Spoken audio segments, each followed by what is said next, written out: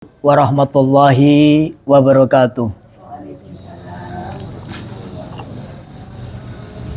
Alhamdulillah rabbil alamin.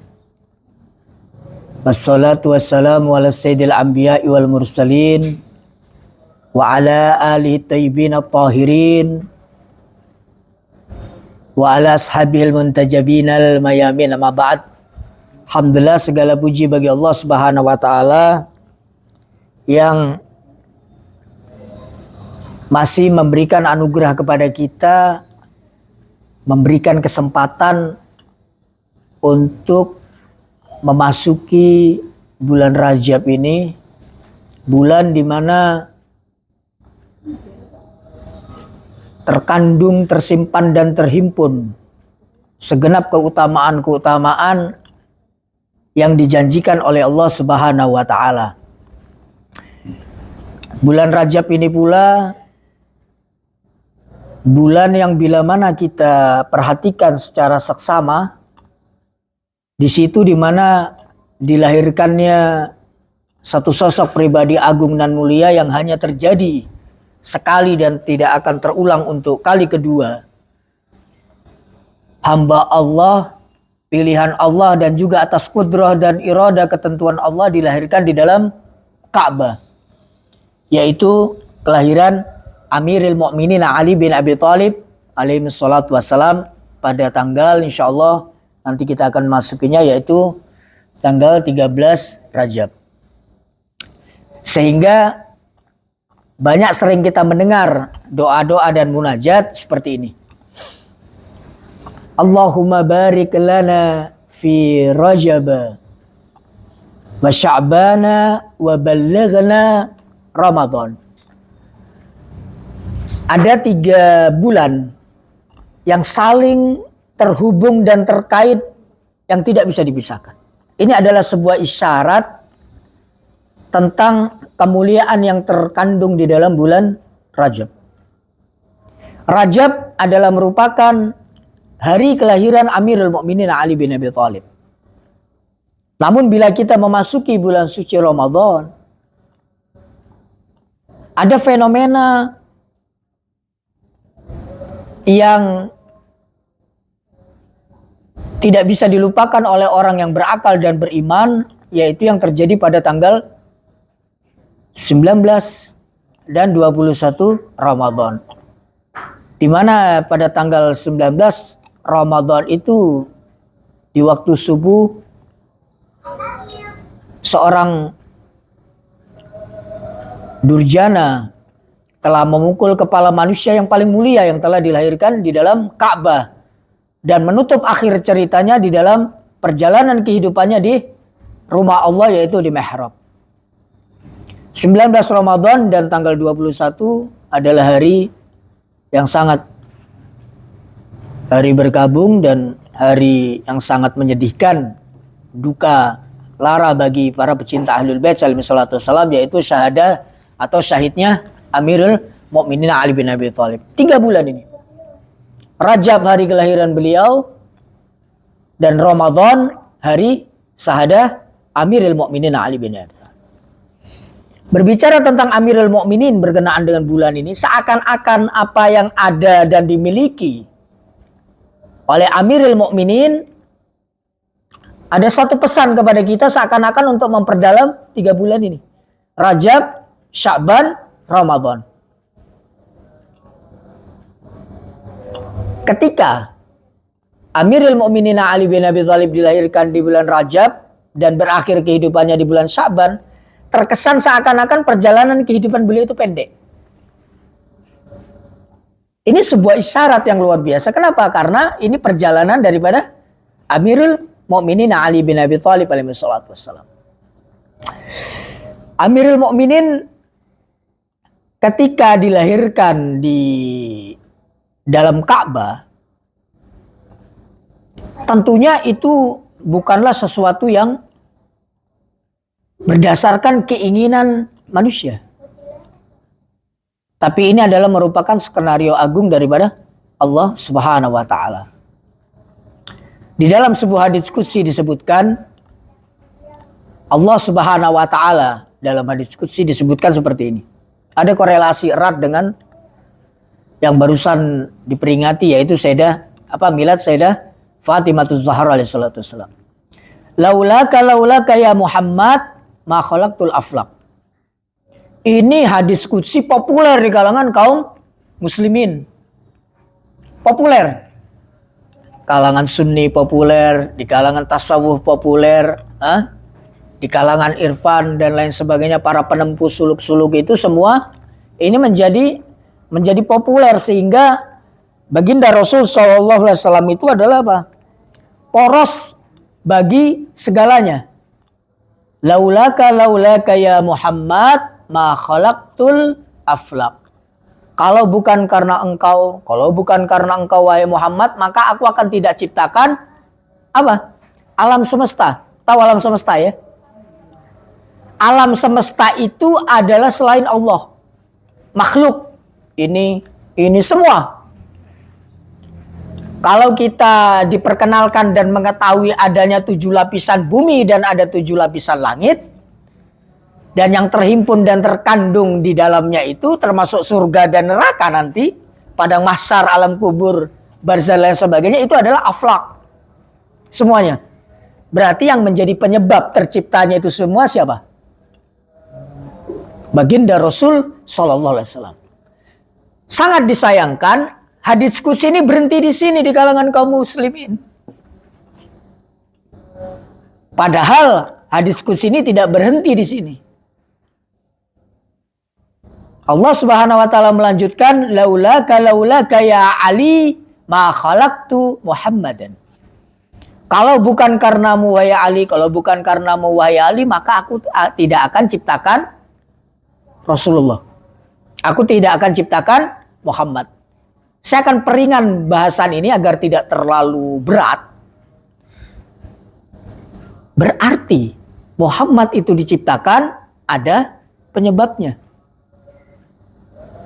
Allah itu adalah zat yang maha sempurna, tidak akan pernah menciptakan, berbuat, berlaku sesuatu yang tidak bermanfaat. Ya, kan seperti itu.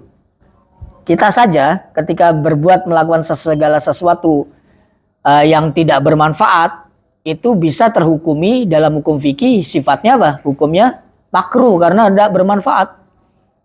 Apalagi Allah, zat yang maha suci. Tidak mungkin aktivitas, perbuatan, atau yang diciptakannya itu tidak memiliki manfaat. Pasti. Bahkan manfaatnya itu pasti besar. Dan sifatnya berkelanjutan. Artinya apa? Panjang. Kekal abadi. Aku tidak ciptakan engkau Muhammad. Kecuali apa? Dengan tidak menciptakan Amirul Mukminin Ali. Laulaka ya Ali ma khalaqtu Muhammadan. Kalau bukan karenamu wahai Ali, aku tidak akan ciptakan Muhammad. Jadi alam semesta keberadaannya itu dikarenakan faktor adanya Muhammad, dan keberadaan Muhammad itu dikarenakan Amirul Mukminin Ali bin Abi Thalib alaihi salatu wassalam. Alam semesta diciptakan oleh Allah. Di situ ada kepemimpinan yang disebut dengan nubuah. Maka nubuah itu tidak akan pernah sempurna kecuali dengan adanya imamah. Sebagai pelanjut misi nubuah, penjaga risalah daripada Muhammad SAW. Kemudian Allah menutup dengan kalimat, laulaki ya Fatimah ma khalaqtuhuma. Kalau bukan karenamu wahai Fatimah, maka kedua manusia ini, Muhammad dan Ali, tidak akan pernah aku ciptakan. Dikarenakan dari rahim Sayyidah Fatimah lah lahir putra-putra keturunan penjaga risalah yang kita sebut dengan para a'immatul athhar alaihi salatu wassalam. Sehingga Sayyidah Fatimah berada di tengah, di posisi sentral. Dia penghubung antara kenabian dan imamah. Makanya di dalam khitab-khitab seperti dalam hadisul kisah yang saya cerita tadi, khitabnya itu pasti adalah Sayyidah Fatimah Zahra alaihi salatu wassalam. Begitu pula ketika berkenaan dengan mubahalah yang dilakukan oleh baginda Rasul Sallallahu Alaihi Wasallam, hitopnya itu adalah apa? Sayyidah Fatimah Zahra sentralnya. Jadi Al-Quranul Karim itu berbicara tentang sentral, poros daripada keberadaan makhluk suci ini adalah Sayyidah Fatimah Zahra alaihi salatu wassalam. Dikarenakan apa? Dikarenakan beliau penyimpan, pemegang segenap rahasia-rahasia ketuhanan. Sirrul mustauda'ifiha. Segenap rahasia Allah yang dititipkan kepada Sayyidah Fatimah Zahra alaihi salatu wassalam. Kalau kita membaca riwayat tentang hadis-hadis Nabi, itu sebenarnya jelas.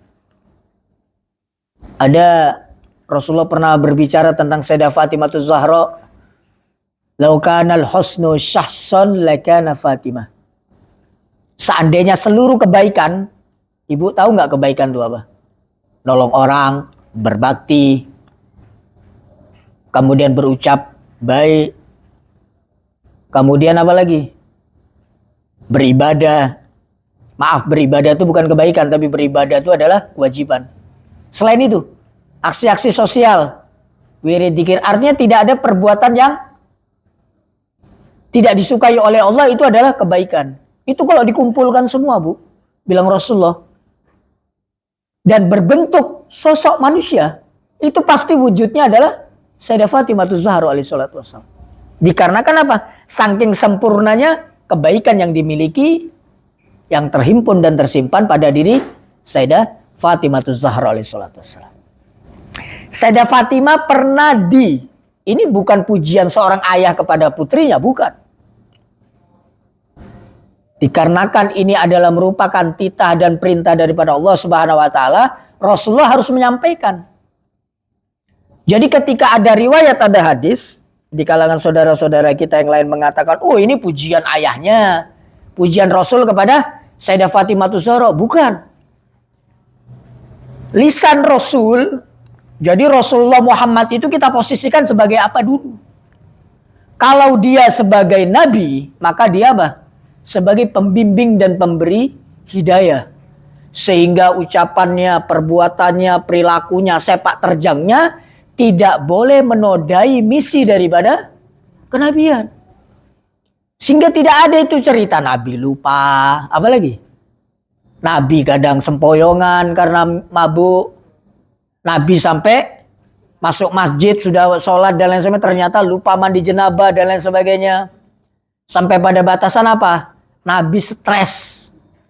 Hampir-hampir apa? Terjun dari ketinggian bukit untuk meluncur ke jurang. Dikarenakan apa? Terkejut-kejut, takut, khawatir, cemas, gelisah didatangi sosok malaikat yang tidak pernah dikenal oleh baginda Rasul Shallallahu Alaihi Wasallam. Seperti yang sedang viral pada saat ini, satu sosok keberadaannya yang melayang-layang dan terbang yang tidak dikenali. Anda bayangkan? Mungkinkah ini terjadi? Ini adalah sebuah problem besar yang menimpa di dalam komunitas kaum muslimin. Nabi itu adalah pemberi petunjuk. Tahu artinya pemberi petunjuk? Ketika dia menunjukkan kepada jalan kebenaran, maka dia sebelumnya menjadi aktor dan pelaku kebenaran itu. Ketika dia melarang sesuatu, maka syaratnya dia sudah tidak pernah, dia sudah jauh-jauh hari tidak melakukan itu. Semisal contoh, berbohong itu dosa. Nabi setengah kali pun tidak pernah berbohong. Mulai dari waktu beliau belia sampai akhir kehidupannya. Para sejarawan meneliti, ini luar biasa. Bukan cuma sang Nabi itu. Klan, tahu klannya ya? Bangsanya, sukunya yang dikenal dengan suku Quraisy, dari klan Bani Hashim. Itu Bani Hashim sudah terkenal jauh-jauh hari. Sebelum khamar itu diharamkan, mereka udah gak nyentuh khamar. Ini bukan Rasul, masih kakeknya, masih nenek moyangnya. ketika di kemudian hari hurrimat alaikumul maitatu waddamu walahmul hinzir wal khamru wal maisiru, itu kan di kemudian hari nanti ketika Rasulullah sudah ada, sudah dilantik dan sudah dideklarasikan menjadi nabi pada tanggal 27 Rajab, mab'ath dan sekaligus mi'rajnya, bulan Rajab juga itu diangkatnya Rasulullah menjadi nabi. Itu ayatnya kan turun nanti setelah Rasulullah diangkat menjadi nabi. Itu pun dalam sekian tahun ia menjalani kenabian baru turun itu. Hurrimat alaikumul maitatu waddamu walahmul hinzir wal khamru wal maisur. Telah diharamkan atas kalian bangkai. Kakek moyang Rasul sebelum Rasul lahir, kakek moyang Rasul tidak pernah sekalipun menyentuh bangkai. Tahu bangkai, Bu ya? Memakan bangkai, tahu bangkai? Bangkai itu adalah setiap binatang yang bisa dikonsumsi, yang disembeli bukan atas nama Allah, itu bangkai. Jadi ayam tiba-tiba kan, pukul pakai parang, mati dia. Atau ayam kelahi, kemudian mati, belum sempat disembelih tapi mati. Itu nggak bisa dikonsumsi karena dia terhitung bangkai. Kambing paling sehat, paling enak, paling apa, tiba-tiba sakit, mati. Nggak bisa dikonsumsi itu. Dagingnya dan apa yang ada terkandung di dalam kambing itu. Karena apa? Tidak melalui proses disembelih dengan tata cara yang baik dan benar menurut ajaran Islam, yaitu disembelih dengan nama Allah Subhanahu wa taala. Bani Hashim tidak pernah menyentuh namanya maitah. Apa yang tadi maitah? Bangkai. Kemudian yang kedua dam. Apa ada orang minum darah? Ada orang minum darah. Ada. Hajjaj ibn Yusuf As-Saqafi, penguasa Bani Abbasiyah yang melakukan kebengisan dan pembunuhan yang dalam riwayat disebutkan kurang lebih melakukan 6.000 pembantaian dan pembunuhan dengan cara yang berbeda. Tahu Bu ya? 6.000 pembunuhan dengan cara yang berbeda, tidak pernah sama. Sekali dia membunuh dengan cara A, pembunuhan kedua dengan cara B, pembunuhan ketiga dengan cara C, pembunuhan keempat dengan cara D, pembunuhan kelima dengan cara E, sampai dengan 6.000 pembunuhan, mulai dari satu pembunuhan sampai 6.000 itu yang dia lakukan tidak pernah melakukan dengan cara yang sama, tapi dengan cara yang berbeda. Begitu bengisnya, begitu kejamnya. Dalam sebuah riwayat disebutkan pada masa usia kecil dini, ibunya selalu memberikan makan dia roti dengan diolesi darah manusia.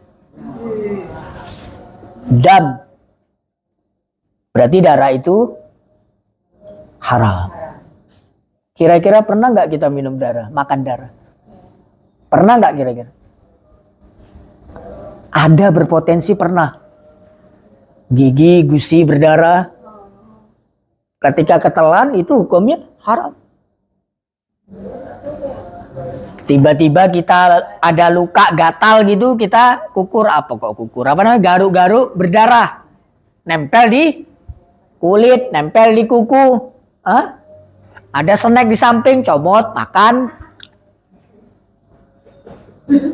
Ketika basah kan, berarti apa? Tidak menutup kemungkinan.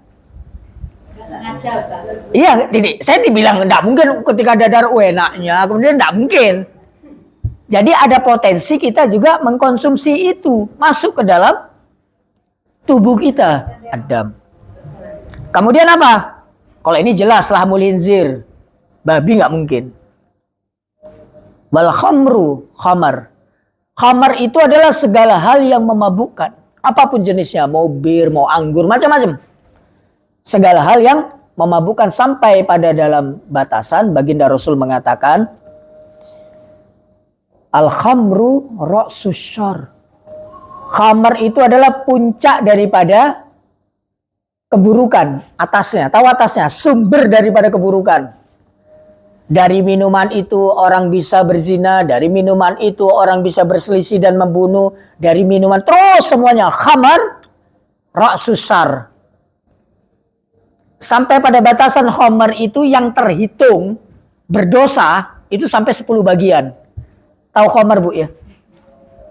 Yang kalau kita lihat film-film itu atau kita lihat di kampung, bapak-bapak tua dan lain sebagainya itu minum apa? Iya, apa namanya? Bukan. Minum telur apa namanya sih?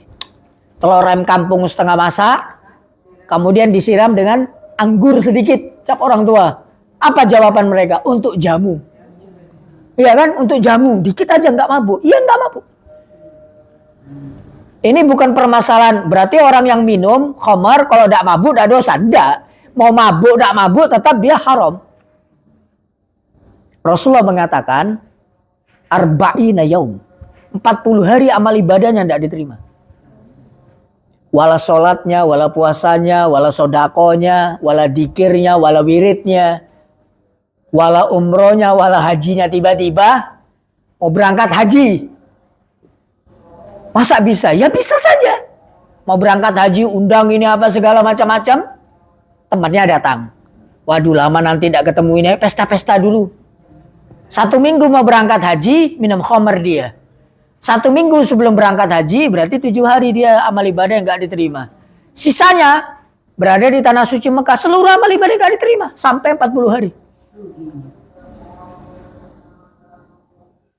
Sampai 10 bagian terhitung dosa. Yang belikan dosa. Yang menyediakan tempat duduk-duduknya, nongkrongnya dosa. Yang menuangkan dosa. Yang memegang botol dan apa namanya gelasnya dosa. Yang ikut sumbangsi dan memberikan sumbangan dosa. Yang melihat dan meridhoinya dosa. Sampai 10 bagian. Bani Hasyim dalam Al-Quran, pengharaman khamar itu melalui proses berulang kali, beberapa kali, tidak langsung sekali pengharamannya. Yang ayat tadi itu ayat terakhir, baru diharamkan secara total. Itu sudah tidak menyentuh khamar. Tidak menyentuh khamar. Beda dengan sahabat-sahabat yang lain. Beda dengan masyarakat-masyarakat yang lain di kala itu. Bangsa dan klan yang lain. Karena di kala Islam datang, Rasulullah tidak mengharamkan secara total itu khamar awal-awalnya. Sehingga masih ada orang minum khamar di luar waktu sholat. Dan di masa itu masih diperbolehkan. Ketika diharamkan secara total dengan ayat ini, khurimat alaikum, telah diharamkan atas kalian, meskipun sedikit dan alasannya untuk jamu, tetap haram. Gak boleh. Setelah khamar apa? Maisir. Tahu artinya maisir? Kalau orang nggak tahu tadi gimana? Kenapa? Minum anggur nggak tahu buat jamu. Kenapa? Tetap nggak diterima. Nanti pertanyaannya di belakang. Yang terakhir adalah maisir. Kenapa dia taruh di terakhir? Kenapa maisir itu ditaruh di terakhir? Tahu maisir? Perjudian. Kenapa ditaruh di terakhir oleh Allah Subhanahu wa taala? Karena ini samar. Samar. Tahu samar? Tidak jelas, tidak gamblang. Samar. Nonton bola bisa judi itu. Taruhan judi. Jadi perjudian itu tidak harus menggunakan kartu. Segala bentuk itu bisa dijadikan bahan perjudian. Duduk-duduk berdua sama temannya. Ayo taruhan berapa mobil yang lewat antara warna putih dengan hitam. Itu judi. Nongkrongnya itu sudah judi. Ayo kita lihat berapa banyak di sini yang lewat antara motor apa tuh, motor yang baru atau motor yang lama, macam-macam. Judi. Tidak harus menggunakan kartu. Apalagi kalau menggunakan materinya langsung yang sudah jelas-jelas itu adalah alat judi. Apa itu yang kita kenal dengan namanya kartu. Terserah mau domino, mau remi. Saking samarnya termasuk Uno. Maisir. Samar itu. Dikemas sedemikian rupa. Jadi diupayakan jangan sampai ada hal-hal semacam itu di dalam rumah kita. Kenapa? Karena itu hal yang sudah diharamkan, pasti akan memiliki dampak. Kembali kepada bulan Rajab tadi berkenaan dengan Amirul Mukminin Ali bin Abi Thalib. Sayyidah Fatimah Zahra alaihi salatu wassalam bilang Rasulullah seperti ini. Selain kita kenal dengan siapa? Haura Insiyah, Rasulullah pernah berucap seperti ini. Fatimatu bat'atam minni. Fatimah itu adalah apa? Serpihan belahan darah dagingku. Ini yang susah dicerna. Ini yang susah dipahami. Cuman yang paling gampang dipahami yang kalimat berikut Rasulullah. Wa famaratu fuadi. Tahu samaro itu buah. Fuad itu hati. Berarti apa? Belahan hatiku, buah hatiku. Ibu tahu buah enggak? Tahu buah enggak? Saya mau tanya dulu, buah apa yang paling disenangi? Hah? Yang lagi musim aja deh, buah rambutan sekarang. Atau ya apa? Durian. Sekarang rumah ibu itu dikelilingi oleh buah durian yang tidak banyak, cuma 200 pohon saja. Tetapi itu di halaman rumah ibu. Di halaman rumah saya buah duriannya cuma 1. Tetapi berbuah. 200 pohon durian ibu itu tidak pernah berbuah. Ibu pilih kemana? Pilih yang 1. Berarti intinya apa? Bukan pohonnya, tetapi buahnya. Rasulullah mengatakan Fatimatu samaratu fuadi. Sayyidah Fatimah adalah buah hatiku. Coba kita cerna pelan-pelan. Sehingga tersingkap di sini, nggak ada tulisannya ya. Kenapa Sayyidah Fatimah itu disebut dengan sirrul mustaudaifiha? Segenap himpunan rahasia Allah yang dititipkan kepada Sayyidah Fatimah. Tahu nggak ibu hatinya Rasulullah? Itu sama kayak kita. Rasul itu mirip dengan kita. Memiliki 2 kelopak mata yang beliau memandang. Kemudian apa yang beliau tangkap itu beliau rekam. Beliau simpan di dalam dhihni pikirannya. Oh, karton itu bentuknya kotak, tulisannya ini jadi tulisannya Sijiro. Simpan. Sehingga apa? Apa yang ditangkap dan dilihat oleh Rasul itu menjadi ilmu pengetahuan Rasulullah yang tersimpan di pikiran beliau, akal beliau. Kemudian akan bersemayam dan kekal abadi di dalam hati beliau. Tadi saya katakan buah hatinya Rasul siapa? Samaratu fuadi. Al-Imam Hasan Al-Askari mengatakan, mengomentari tentang Mi'rajnya Rasul 27 Rajab nanti nih. Dilantiknya Rasulullah.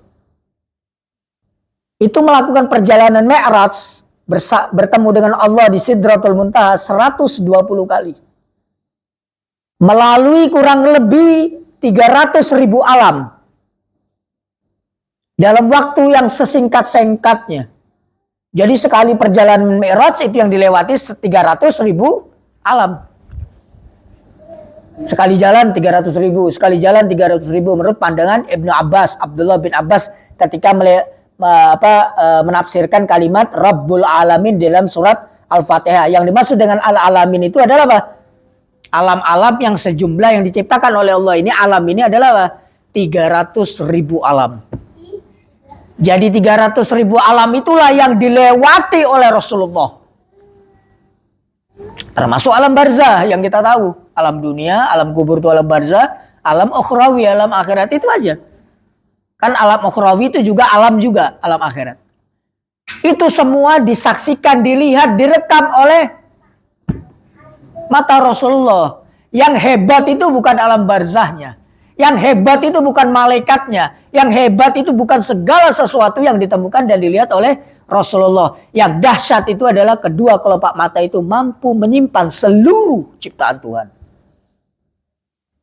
Itu digapai, diraih dan didapatkan oleh Rasul itu disimpan baik-baik dan diberikan kepada putrinya yang kita kenal dengan apa? Samaratu fuadi. Sehingga Sayyidah Fatimah tidak perlu mi'raj. Sayyidah Fatimah tidak perlu melewati 300.000 alam itu. Kenapa?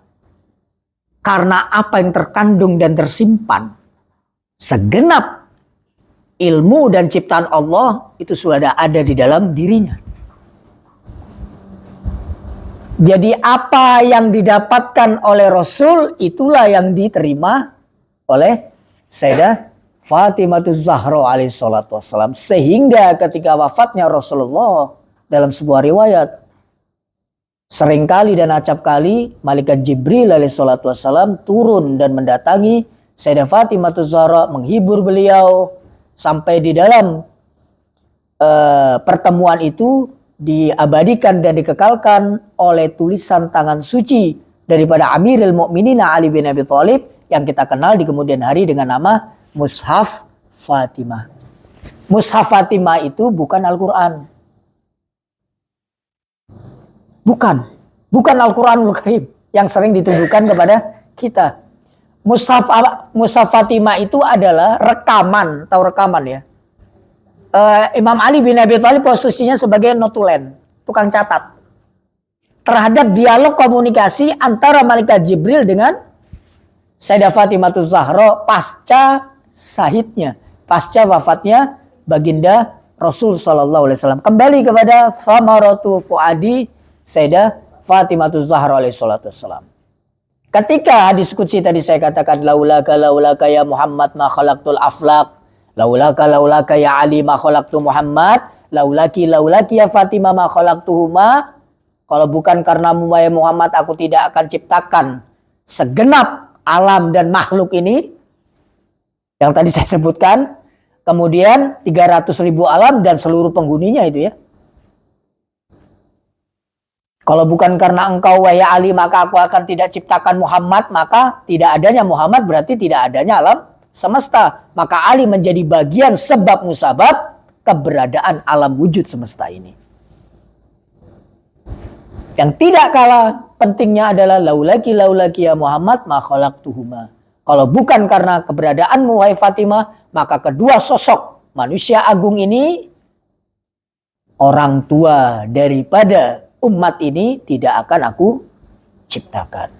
Makanya itu dibalik filosofi ucapan Rasulullah, ya Ali, ana wa anta abah hadhil ummah.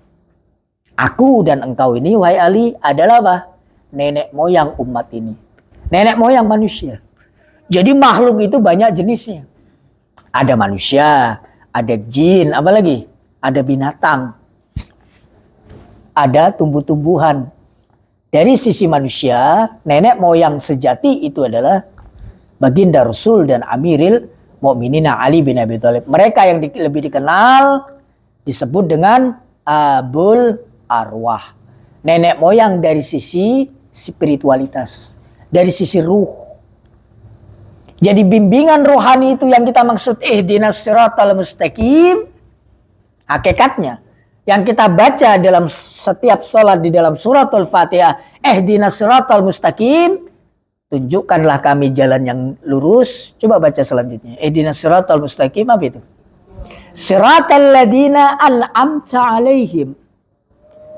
Jalan yang telah engkau anugerahkan kepada mereka. Selanjutnya apa?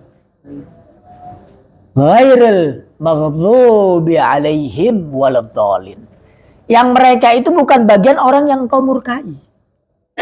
Dan bukan juga orang-orang yang sesat. Sehingga hidayah itu penting. Ihdinas siratal mustaqim. Berikanlah kami jalan petunjuk yang lurus. Jalan siapakah itu gerangan? Jawabnya adalah jalannya Rasulullah. Jalannya Amirul Mukminin Ali. Jalannya Sayyidah Fatimah Zahra. Dan jalannya seluruh putra-putra Zahra alaihi salatu wassalam. Sehingga Anda bayangkan ketika kelahiran Amirul Mukminin nanti 13 Rajab. Tidaklah Ali itu dilahirkan. Kecuali Rasulullah baru berusia 30 tahun. Dilantiknya Rasulullah di usia 40 tahun itu menandakan sebuah isyarat bagi orang yang berakal dan beriman. Nabi ini tidak akan mungkin dilantik sebelum ready dan siapnya penopang dan calon penggantinya. Di saat dilantik Rasulullah menjadi Nabi, Amirul Mukminin sudah di usia yang cukup matang, yaitu 10 tahun. Dan itu dibuktikan ketika ayat Al-Quranul Karim, wa andir ashiratakal akrabin. Al-Quran yang memerintahkan, wahai Muhammad, publikasikan, deklarasikan, umumkan bahwa engkau adalah seorang utusan Tuhan dan bahwa engkau adalah seorang nabi. Pertama kali terhadap akriba, kerabat dekat. Lihat bagaimana responnya. Coba kita perhatikan secara seksama. Dakwah Rasul yang pertama kali itu apa sih?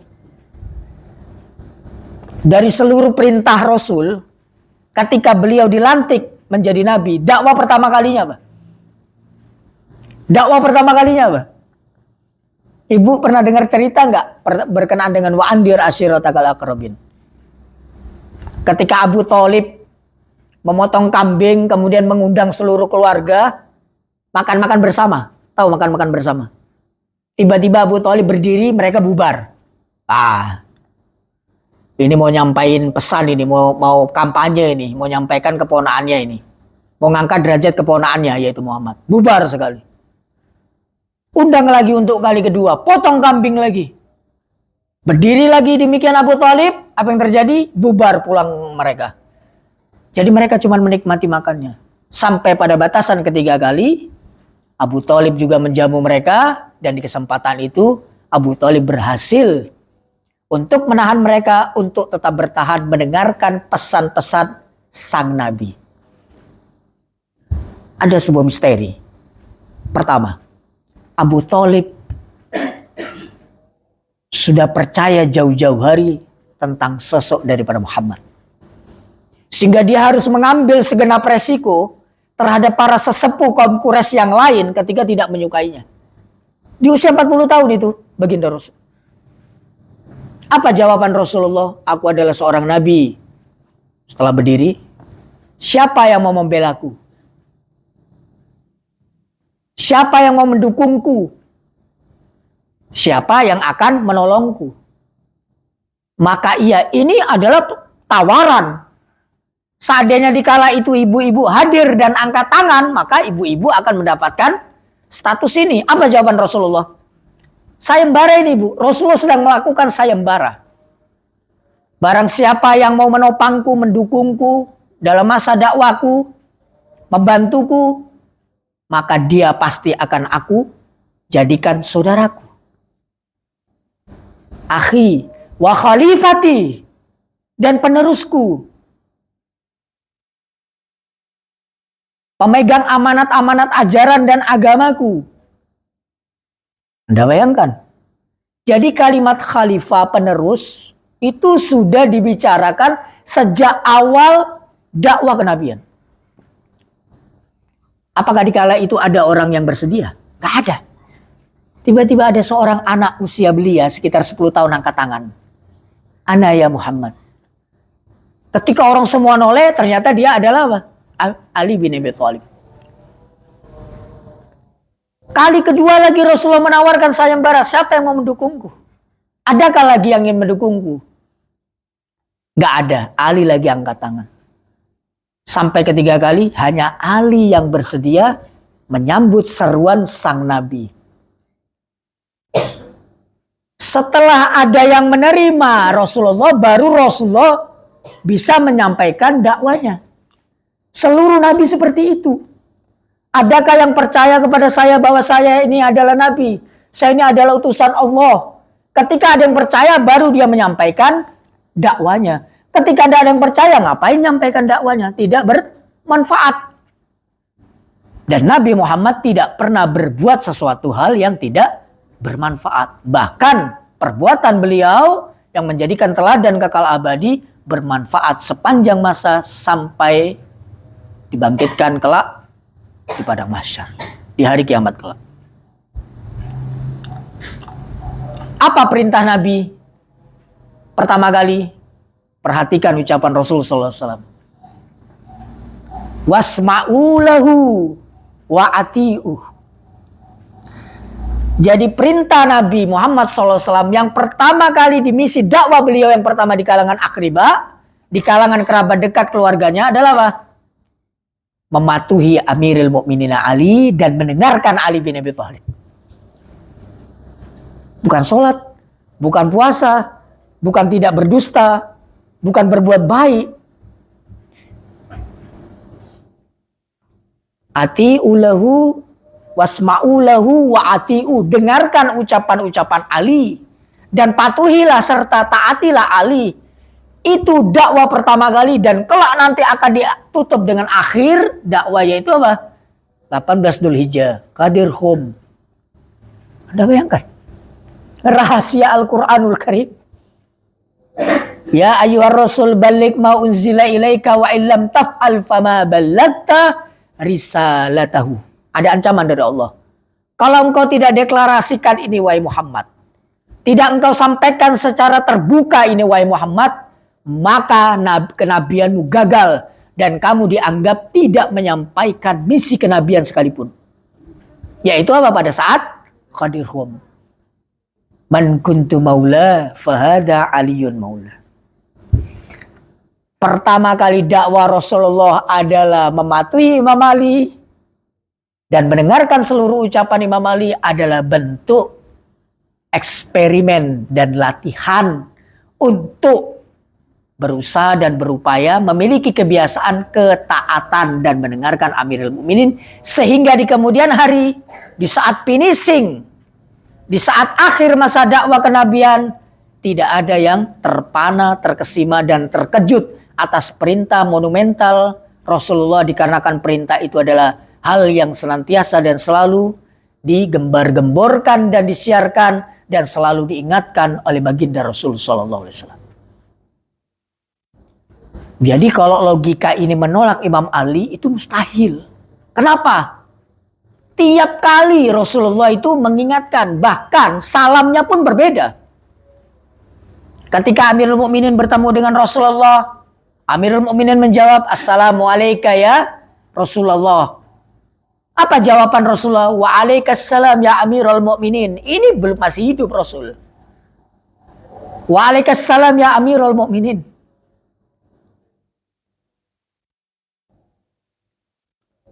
Kemudian orang-orang Quraisy ini berdiri semua, mendatangi Abu Thalib dan meledek Abu Thalib. Nih lihat kegilaan keponakanmu. Suruh ngikutin agama dia. Nggak cukup sampai di situ. Lebih parah lagi, suruh mentaati dan mendengarkan ucapan anakmu yang masih 10 tahun. Paham ya? Ini berat sekali. Apa jawaban Abu Thalib yang tidak terduga-duga? Aku pasti akan mematuhi Ali dan mendengarkan Ali. Ini adalah mukmin sejati. Kepatuhan secara mutlak tanpa memandang usia dan status.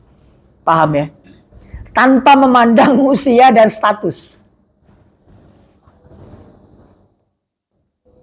Kita tidak lihat usianya baru 10 tahun. Ali adalah anakku, bilang Abu Thalib. Ngapain aku mendengarkan, apalagi suruh mematuhi. Agama itu demikian.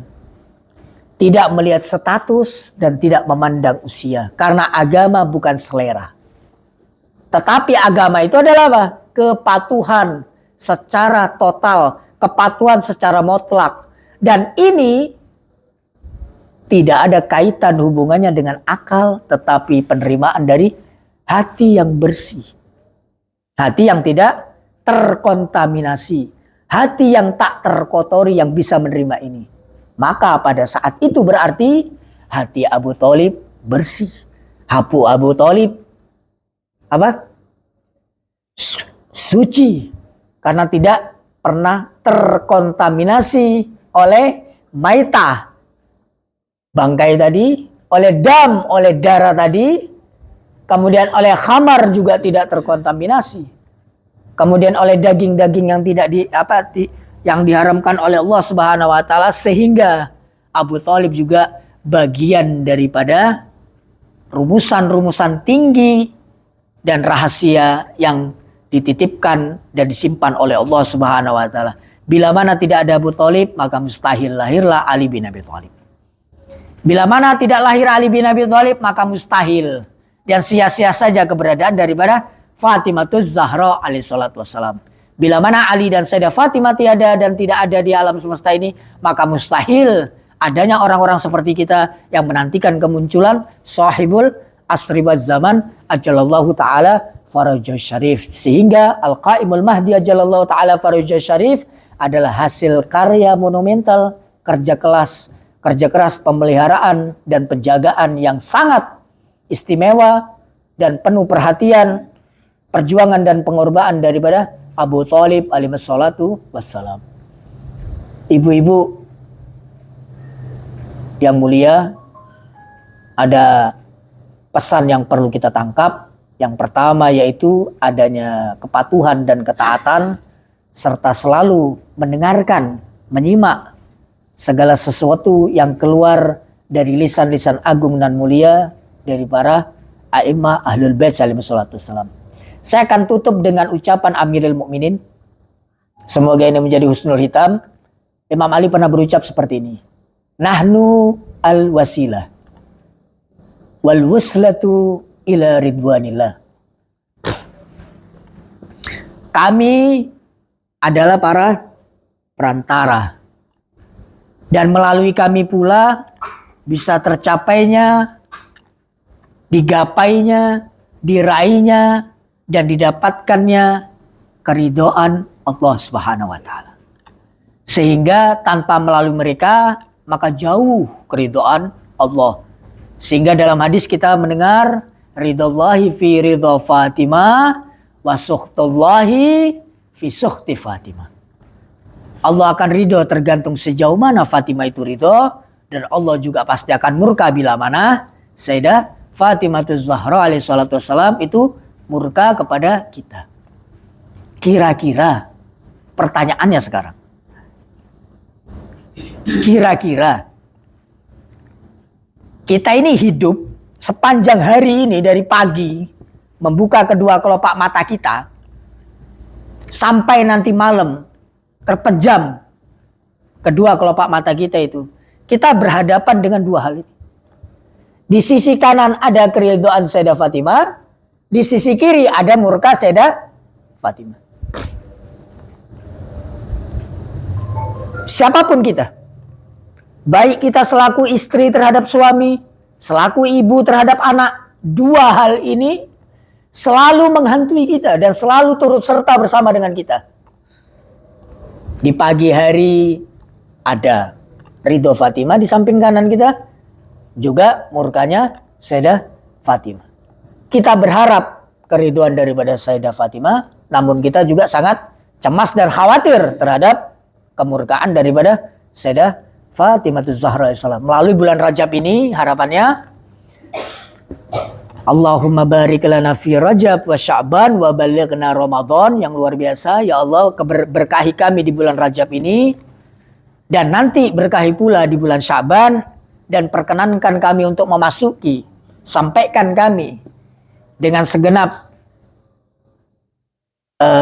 kuasa-Mu ya Allah, hindarkan kami dari penyakit, jauhkan kami dari musibah dan lain sebagainya, sehingga kami bisa memasuki bulan suci Ramadan. Di bulan Rajab ini kita dianjurkan untuk banyak-banyak beristighfar dan bertaubat kepada Allah Subhanahu wa taala dengan kalimat astagfirullah wa as'aluhu at-taubah. Istighfar itu tahu nggak ibu-ibu istighfar? Istighfar itu tahu nggak? Tahu istighfar nggak ibu-ibu? Apa itu istighfar? Istighfar itu memohon ampun kepada Allah. Astagfirullah itu redaksinya, bahasanya. Namun khusus di bulan Rajab ini ada dua hal yang kita minta sama Allah. Astagfirullah wa as'aluhu at-taubah. Memohon ampun kepada Allah dan memohon taubat. Tahu taubat? Pintu gerbang ketuhanan itu terbuka sehingga kita bisa kembali. Ada orang yang tersesat jauh yang tidak tahu kembali jalan pulang. Kebanyakan orang Tidak bisa kembali jalan pulang dikarenakan pintunya tak terbuka. Bukan pintunya nggak ada. Pintunya senantiasa ada namun tertutup rapat. Itu yang kita khawatirkan. Pintu istighfar selalu terbuka. Namun pintu taubat apakah selalu terbuka? Nah, di bulan Rajab ini kita minta istighfar dan bertaubat. Yaitu apa? Diterimanya kita kembali kepada Allah Subhanahu wa taala. Dalam artian ketika kita kembali kepada Allah berarti apa? Tidak ada lain di situ kecuali kesucian, keindahan, kesempurnaan, tidak ada kehinaan, tidak ada dosa dan juga kesalahan yang ada, tetapi semuanya disucikan dan dibersihkan oleh Allah Subhanahu wa taala. Mudah-mudahan sore hari ini apa yang kita bahas sedikit ini bisa bermanfaat untuk modal kita di bulan Rajab ini memasuki agenda-agenda kejadian-kejadian agung dan mulia. Ada Milad Imam Ali, ada Mab'as, yaitu pengangkatan deklarasi Rasulullah menjadi Nabi dan Rasul pada tanggal nanti 27 Rajab. Kemudian masuki bulan Sya'ban lagi sampai kepada bulan suci Ramadan. Semua yang lebih terpenting adalah dihindarkan dari mara bahaya, musibah bencana yang sekarang sedang mengepung di negeri Nusantara ini. Kalsel juga sudah mulai tergenang air dan lain sebagainya. Kita berharap kepada sahibil asri wa zaman ajalallahu ta'ala farajah syarif. Semoga sanak famili, keluarga kita, orang-orang yang kita cintai, para ikhwan dan akhwat kita semua dijaga dan dihindarkan dari mara bahaya. Terutama yang saat ini sedang melanda negeri kita yang tercinta, dan semoga kita diberikan ketabahan, kesabaran, juga kesehatan, serta yang tidak kalah pentingnya adalah spirit dan semangat ghirah untuk senantiasa berkhidmat kepada sahibil asri wa zaman ajallallahu ta'ala farajah syarif. Akhirul kalam, walafu minkum, wallahul hadi ila siratul mustaqim. Wassalamualaikum warahmatullahi wabarakatuh.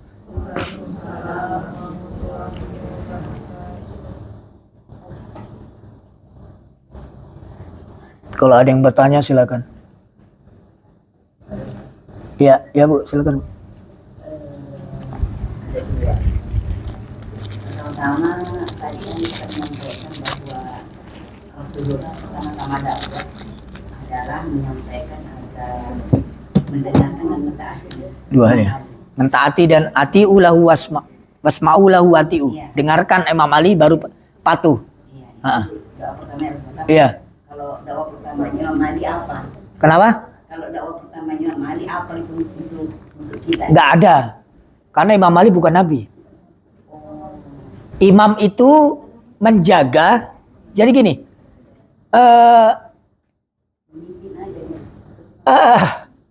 Agama itu sudah sempurna Bu. Nggak bisa diotak-atik. Sudah 100%. Paham ya? Kenapa harus ada imam? Ibu bayangkan. Ilmu Allah itu tidak terbatas oleh ruang dan waktu, ya kan? Oleh tempat, tidak terbatas. Kemudian Nabi yang agung mulia itu melakukan perjalanan Mi'raj 120 kali. Itu kepala dan hatinya penuh dengan ilmu Allah. Sudah Bu? Harus dia keluarkan. Karena kalau tidak dikeluarkan dan tidak disampaikan, maka Muhammad bukan Nabi yang amanah. Masih ada yang ia tutup-tutupi. Masih ada yang ia sembunyikan. Sedangkan Muhammad bukanlah pribadi yang menutup-nutupi dan menyembunyikan semua informasi langit yang berasal dari Tuhan. Mungkin pertanyaannya, mungkinkah umat mampu menerima itu? Apakah pemahamannya sampai atau kekuatan spiritualnya mampu menahan itu? Ternyata berdasarkan grafik dan penelitian malaikat tidak ada yang mampu umat itu. Hanya satu orang yang mampu. Siapa dia? Amirul Mukminin Ali bin Abi Thalib. Ditransferlah ilmu yang sedemikian rupa itu ke dada Imam Ali sehingga terjadi perpindahan dari satu dada ke dada yang lain, ilmunya Allah. Kapan itu terjadi? Ibu mau tahu? Kapan itu terjadi? Perpindahan ilmu Allah yang ada di dadanya Rasulullah ke dada Amirul Mukminin Ali bin Abi Thalib. Sehingga tahu Imam Ali siapa yang menuangkan ilmu ke dadanya, maka kenallah ia siapa gurunya. Kapan itu terjadi? Nanti di saat 13 Rajab. Di saat kelahiran Imam Ali. Kapan Imam Ali lahir? 13 Rajab. Berapa hari di dalam Ka'bah? 3 hari. Hari keempatnya di mana dia? Coba perhatikan. Nabi Allah Isa alaihissalatu wassalam ketika mau makan, lahir di dalam Baitul Maqdis. Kemudian disuruh keluar. Disuruh keluar ibu ya. Mau melahirkan bukan lahir. Mau melahirkan Sayyidah Maryam di Baitul Maqdis. Tahu Baitul Maqdis gak? Palestina itu loh. Dulu Baitul Maqdis itu adalah tempat suci. Tempat peribadatan Bani Israel. Karena Isa Nabi Bani Israel. Masihiyat, Israiliyat, pengikut agama Ibrahim, semua beribadah di sini. Maryam disuruh keluar karena itu tempat suci. Di mana melahirkannya Sayyidah Maryam? Di bawah pohon korma ibu-ibu. Di bawah pohon korma. Lahirlah Sayyidah Maryam. Lahirlah Isa bin Maryam.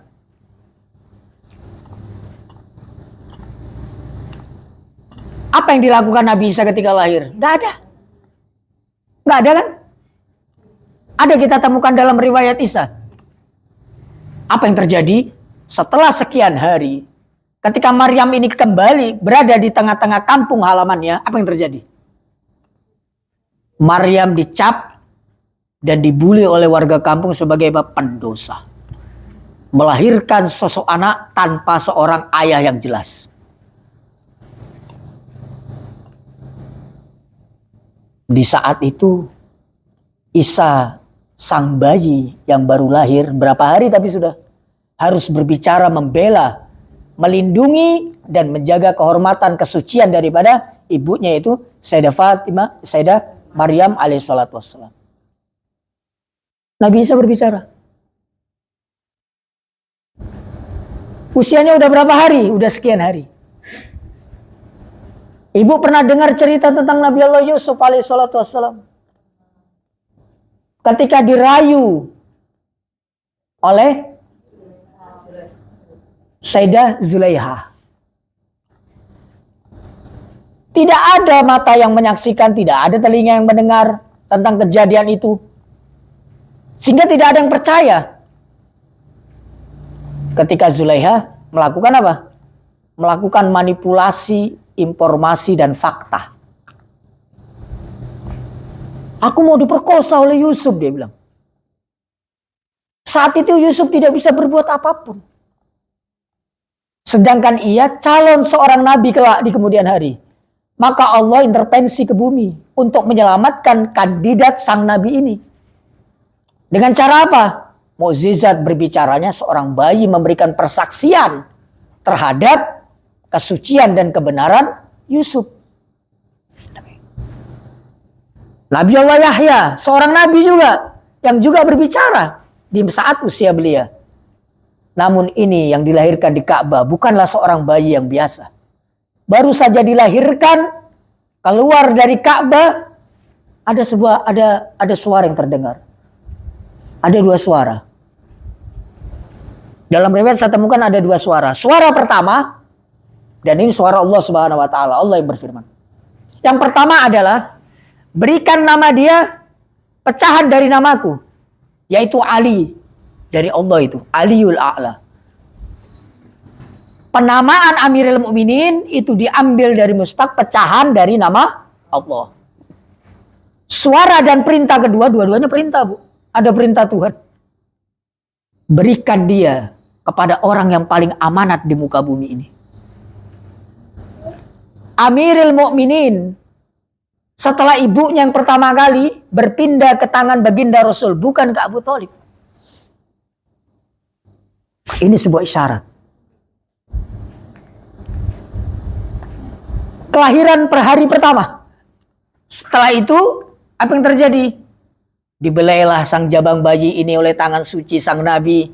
Kemudian dikecup bibir Amirul Mukminin. Di saat itulah perpindahan satu ilmu yang berada dalam dada Rasulullah ke dalam dada Amirul Mukminin Ali bin Abi Thalib. Pertanyaannya, ilmu dari manakah itu? Mi'raj sebelum ada. Itu adalah Al-Quranul Karim. Karena apa? Al-Quran melalui dua metode penurunan. Yang pertama adalah daf'atan wahidan ke kalbu Rasul. Sekali transfer Bluetooth ke dada Rasul.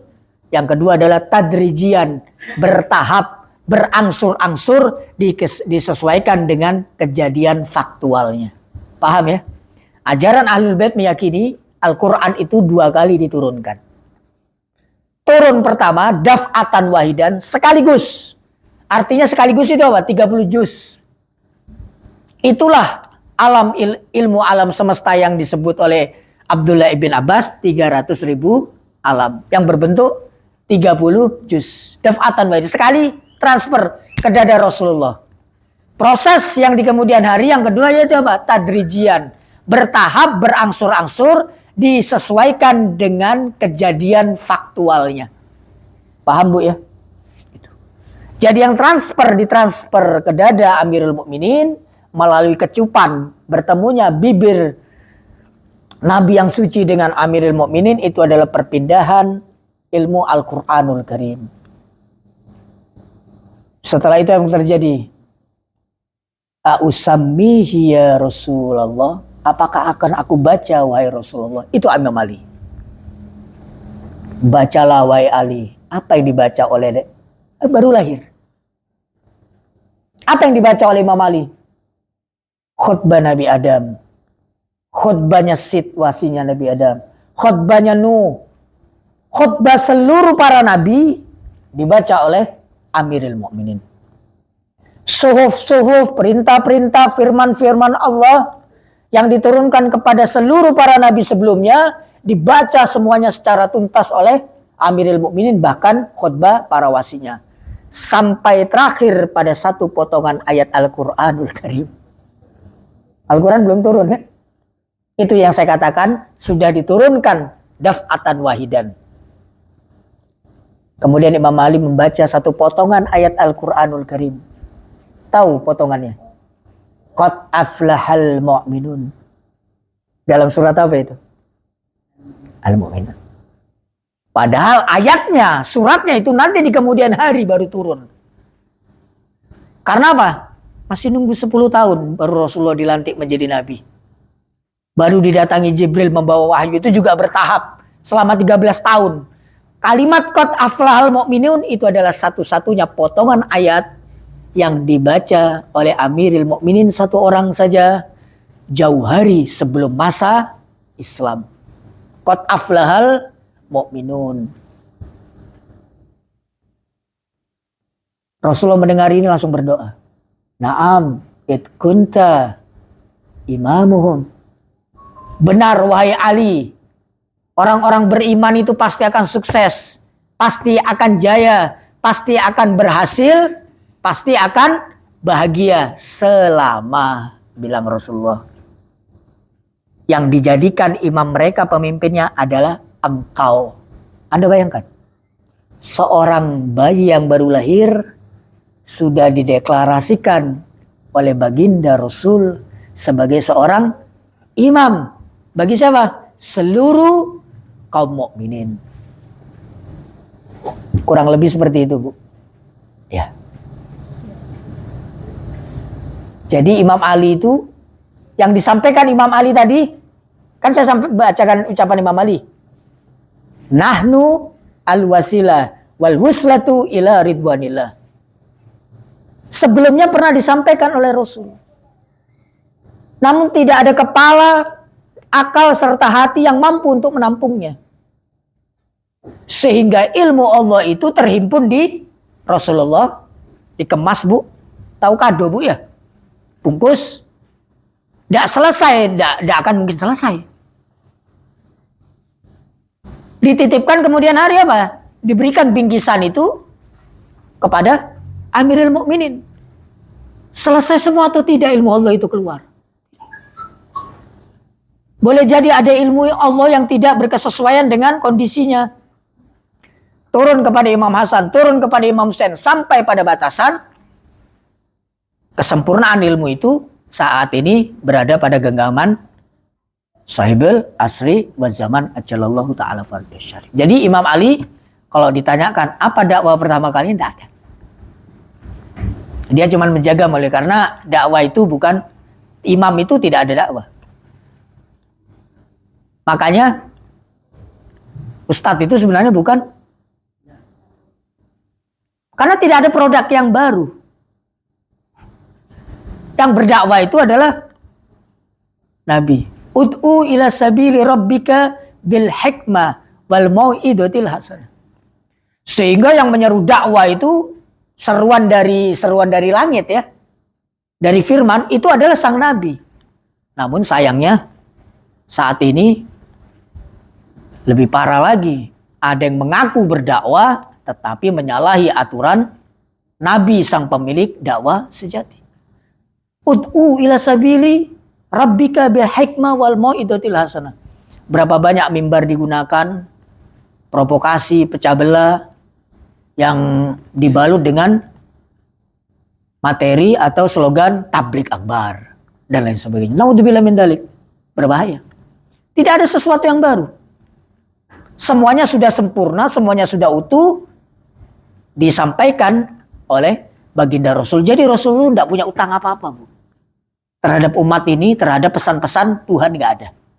Terus apa namanya Ustaz, yang penyampaian itu seperti para maksumi, mungkin kayak kita ini kan sudah sekian tahun mengikuti meyakini para maksumi, tetapi ada aja belum kita ketahui itu disampaikan oleh para ustadz, terus kita tahu itu namanya apa, gitu juga para maksumi. Dan setiap zaman itu kan imamnya berbeda-beda, itu namanya apa? Masih selalu menyampaikan kebenaran gitu, kalau itu bukan dakwah. Rasulullah pernah, bukan, maksud saya itu kalau kita yang ustadz-ustadz ini masuk dakwah. Dakwah itu kan menyeru. Cuman yang saya katakan dakwah kenabian itu adalah yang langsung firman daripada Allah. Ustadz kan tidak pernah didatangi malaikat, Bu. Paham, Bu ya? Jadi yang disampaikan ustadz ini apa sih? Ceramah kan? Ceramah itu materinya bukan sesuatu yang baru. Paham, Bu? Seperti saya contoh berbicara tentang ismah. Kesucian para imam. Apakah itu sesuatu yang baru? Bukan. Itu sudah disampaikan oleh Rasul. Didengar oleh para imam. Dicatat oleh para imam. Bahasa kita ya. Direkam oleh para imam. Imam nanti menyampaikan. Nanti ada putraku. Keturunan ini. Namanya ini. Kunjungilah dan ziarahilah dia. Karena dia termasuk belahan diriku dan lain sebagainya. Itu dahulu kala sudah disampaikan oleh Rasul. Namun Rasul itu terbatas oleh usia. Dia tidak mungkin menyampaikan kepada kita. Jadi dia sampaikan di sana, disimpanlah oleh para imam. Semisal contoh, Ahmad Hanif itu diketahui nanti beradanya di tahun kelahirannya 1980. Tapi semua ilmu itu sudah disampaikan, Bu. 1 Hijriah, 2 Hijriah, terus sampai wafatnya. Jadi Rasulullah itu menyampaikan seluruh ilmu Allah ini dalam tempo 23 tahun. Singkat sekali. Semuanya sudah sempurna, tidak ada yang kurang. Ibarat huruf itu, A sampai Z itu disampaikan semua. Meskipun ternyata yang disampaikan langsung oleh Rasul secara terbuka. Tahu secara terbuka, Bu ya?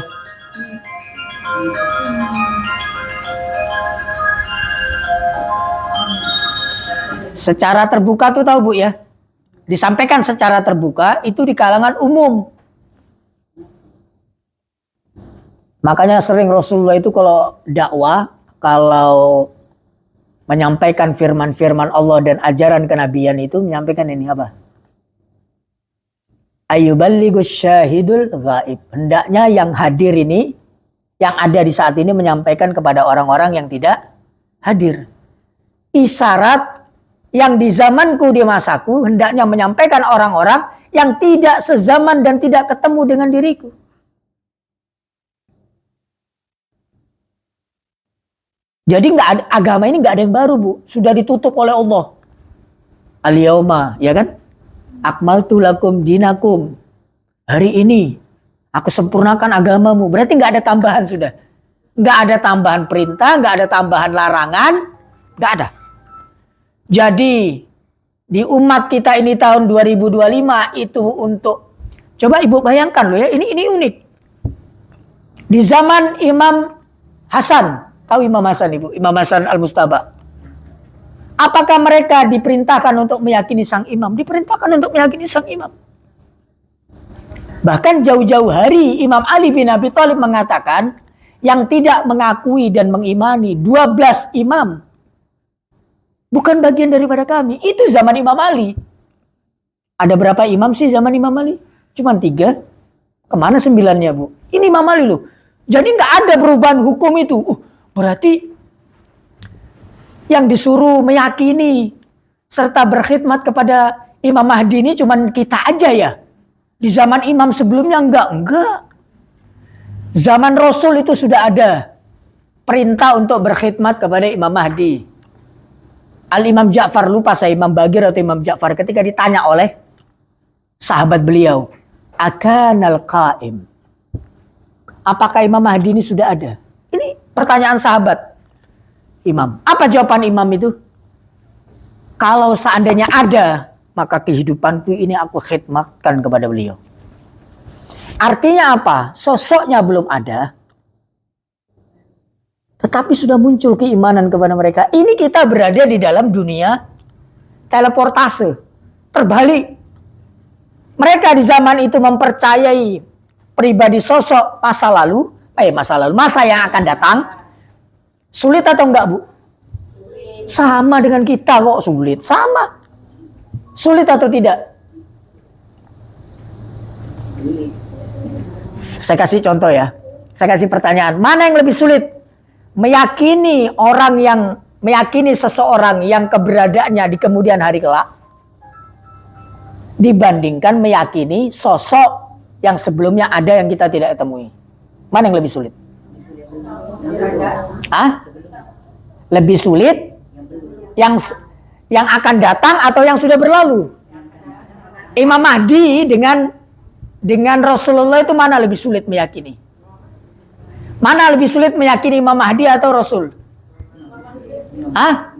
Lebih sulit meyakini Rasulullah dibandingkan Imam Mahdi. Kenapa? Sama tidak ketemu kok dua-duanya. Siapa yang bilang ketemu? Siapa yang bilang tidak ada? Lebih sulit meyakini yang sebelumnya. Ibu mau bukti? Mau bukti? Mau bukti? Mau bukti? Bagaimana keyakinan saudara-saudara Sunni kita tentang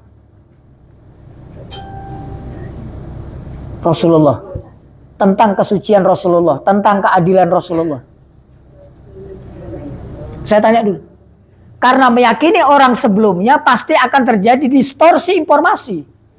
Kan terjadi penyelewengan informasi. Sudah? Mereka meyakini Rasulullah lupa, mereka meyakini Rasulullah ini. Bahkan ada satu riwayat, satu malam itu istri-istrinya habis semua digilir, Bu. Bayangkan, Rasul ini. Wallahu alam, saya tidak temukan riwayatnya obat kuat apa yang dikonsumsi Rasul itu. Sampai sejauh itu.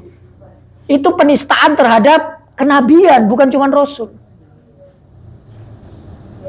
Loh, kok beda dengan kita? Berarti lebih sulit meyakini yang lewat. Coba tanya kepada keyakinan mereka terhadap Imam Mahdi. Sepakat, juru selamat. Ada bedanya dengan kita. Juru selamat. Keturunan Nabi. Maksum. Nggak ada tuh. Imam Mahdi lupa-lupa gini. Nggak ada. Karena orangnya belum ada. Bagaimana mau mensifati seseorang yang belum ada? Permasalahan nanti ada perbedaan di kalangan internal mereka sudah lahir atau belum lahir itu di kalangan mereka. Tapi mayoritas mereka meyakini Imam Mahdi sudah ada dan gaib. Kegaiban Imam Mahdi itu mereka yakini mayoritas. Sebagian besar termasuk Wahabi. Mereka yakini. Berbanding terbalik dengan meyakini kepada Rasulullah. Berarti lebih berat, lebih susah, lebih rumit, lebih ribet meyakini kepribadian sosok yang sebelumnya. Sehingga bila mana ada yang berhasil sukses memahami dan mengetahui serta meyakini kepribadian agung dan mulia Rasulullah, berarti dia adalah pribadi-pribadi yang istimewa. Kurang lebih seperti itu. Jadi apa yang disampaikan oleh para aimatul athhar alaihi wassalatu wassalam itu adalah bukanlah sesuatu ajaran yang baru. Bahkan nanti ketika Imam Mahdi muncul, yang disampaikan itu juga pada hakikatnya adalah bukan ajaran yang baru, tetapi itu adalah ajaran yang diterima oleh Rasulullah. Namun dikala itu umat tidak mampu untuk menampung dan mendengarkan serta menjalankannya, maka bertahaplah itu diberikan dan dititipkan serta dan disampaikan secara estafet dari satu imam ke imam yang lain sampai kepada batasan, yaitu kepada sahibul asri wa zaman ajallallahu ta'ala farijusyarif syarif. Kurang lebih seperti itu, Bu. Jadi kalau ustadz-ustadz atau ulama-ulama ini nggak ada. Kita cuman copy paste saja, comot-comot. Barang sudah barang masak, Bu. Nggak perlu diolah lagi, sudah barang masak. Tinggal kita ini menghidangkan saja. Menghidangkan saja. Kurang lebih seperti itu. Ada yang lain? Kalau ada yang baru, berarti kita buka agama baru ini.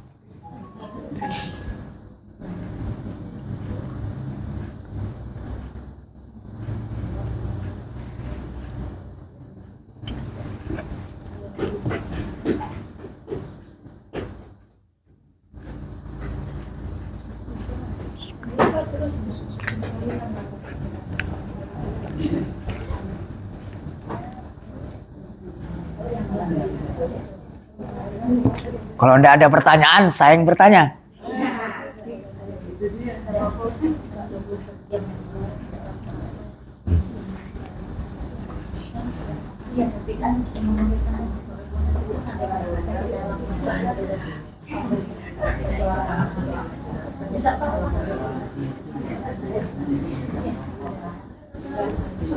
Makanya kalau kita punya kesempatan untuk melihat satu bentuk luar biasa replika daripada imam, yaitu Ka'bah al-Musyarrafah, itu kita bayangkan saja ketika kita melihat di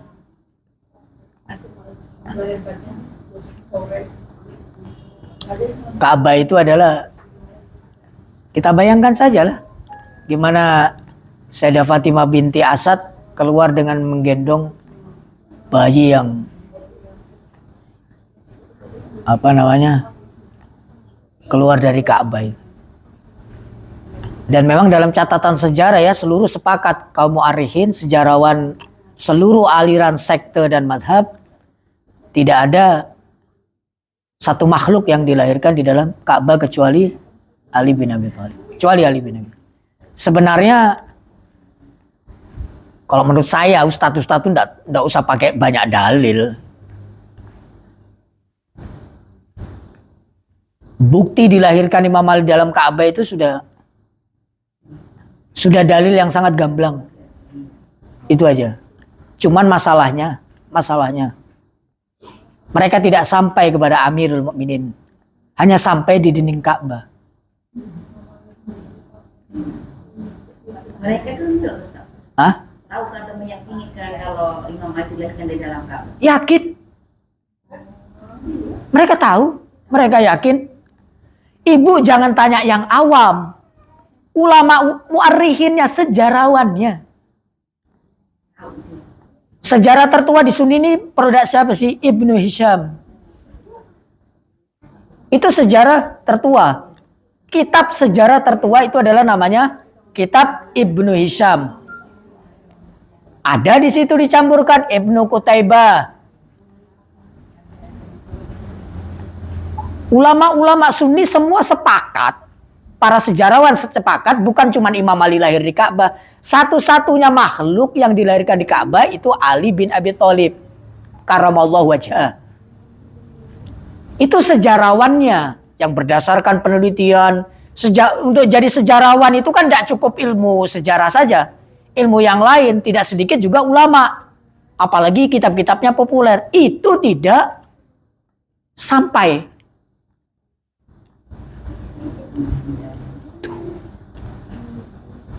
Bayangkan, nggak usah jauh-jauh. Muhammad Al-Kundusi, Al-Hanafi, pengikut Abu Hanifah, penulis kitab Yanabiul Mawaddah, sumber-sumber kecintaan. Dia berbicara, ada satu bab di kitab itu namanya Manaqib Ali bin Abi Thalib. Tahu Manaqib ya? Keutamaan dan kemuliaan Ali bin Abi Thalib. Bab pertama dia bahas Bismillahirrahmanirrahim. Jadi panjang itu, Bu. Al-Quran terhimpun di suratul Fatihah. Suratul Fatihah makanya disebut dengan apa? Ummul Kitab. Sumber daripada Al-Quran itu ada dalam surat Al-Fatihah. Karena di situ ada ihdinas siratal mustaqim. Jadi Al-Quran secara utuh 30 juz itu hafal sekali, dua kali, sampai ratusan kali, tapi tidak memahami Ummul Kitab, dan yang terkandung dalam Ummul Kitab itu cuman kayak rekaman HP aja. Ummul Kitab, karena di dalamnya ada ihdinas siratal mustaqim. Ada pribadi-pribadi sosok yang dipercaya oleh Allah untuk memberikan jalan petunjuk, jalan yang lurus. Yang lainnya cuman mengaku tapi tidak dipercaya oleh Allah Subhanahu wa taala sebagai pemberi jalan petunjuk. Jadi pemberi jalan petunjuk itu statusnya ada dua. Ada yang dipercaya, ada yang mengaku.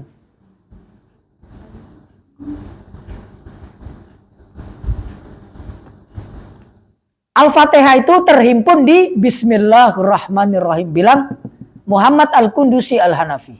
Dalam kitab Yanabiul Mawaddah di bab Manaqib Ali bin Abi Thalib. Bismillahirrahmanirrahim itu terhimpun di ba. Dan ba itu terhimpun di titik. Wadalikan nukta, watilkan nukta, dia bilang. Dan titik itu adalah Ali bin Abi Thalib. Ini Muhammad Al-Kundusi Al-Hanafi. Dia juga tidak menjadi Syi'i, tetap menjadi pengikut Abu Hanifah. Seorang mufassir, penafsir Al-Quran. Apalagi orang awamnya, gitu loh. Apalagi orang awamnya. Jadi di sini kita mengetahui kualitas ilmu itu tidak menjamin pemahaman yang baik dan benar. Ilmu yang berkualitas, tahu tidak ibu ya ilmu yang berkualitas? Contoh ya, saya kasih contoh ya. Ini sama dengan kita. Saya tanya dulu. Ilmu yang berkualitas, ilmu seperti apa? Nabi maksum, satu orang meyakini Nabi maksum, itu ilmu berkualitas tidak? Berkualitas atau tidak? Berkualitas. Ada komunitas yang meyakini Nabi kadang maksum, kadang enggak. Ini ilmu berkualitas atau enggak?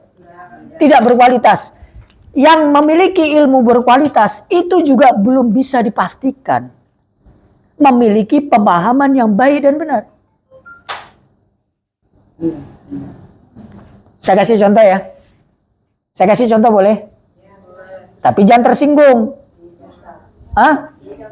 Nanti tersinggung. Saya jadi bulan-bulanan, tahun-tahunan lagi, abad-abadan. Enggak ya. Kayak kita. Kalau kita ini berarti ibu-ibu dan saya. Kayak kita ini. Kita ini punya punya ilmu yang berkualitas enggak? Saya tanya. Punya ilmu yang berkualitas enggak? Kalau enggak punya ilmu berkualitas, bubar aja, Bu. Kita ini punya ilmu yang berkualitas. Salah satu tadi riwayat yang saya bawakan, ridallahi fi ridho Fatimah, wa suhtullahi fi sulti Fatimah.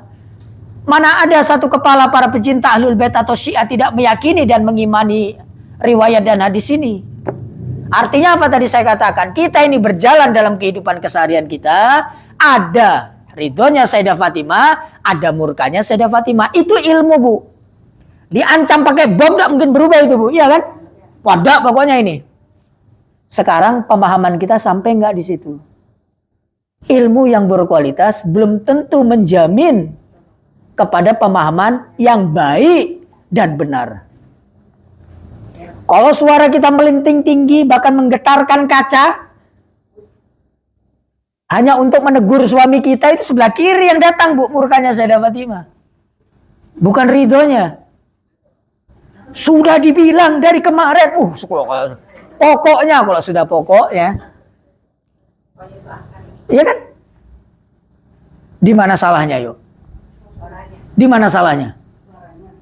Ilmunya nggak salah. Ilmunya nggak salah. Ilmunya berkualitas. Pemahamannya yang salah. Pemahaman yang salah. Saya kasih contoh ya. Saya kasih contoh boleh? Jangan tersinggung lagi ya. Ibu terima nggak kalau dikatakan Sayyidah Fatimah itu, keriduan Sayyidah Fatimah itu terletak di keriduan Allah itu tergantung Sayyidah Fatimah, dan kemurkaan Allah itu tergantung Sayyidah Fatimah. Ibu terima atau enggak? Ada ilmunya toh. Sekarang saya tanya. Ibu terima enggak kalau keridhaan Allah itu terletak di suami dan kemurkaan suami? Saya tanya dulu. Ibu terima atau enggak? Terima dengan secara terpaksa dengan segenap pertimbangan. Masa demikian? Ya memang benar begitu. Saya juga begitu, Bu. Wah, masa model begini bilang lontang-lantung, tidak jelas gini. Hah? Sering tidak memenuhi tugasnya selaku suami atau bapak kok. Wah, nggak salah kayak ini riwayat. Itu kalau kita mengkorelasikan kepada sosoknya. Tahu sosok, Bu ya? Sekarang saya mau tanya, ada suami, ada istri. Mana derajatnya lebih tinggi? Kesalahan besar.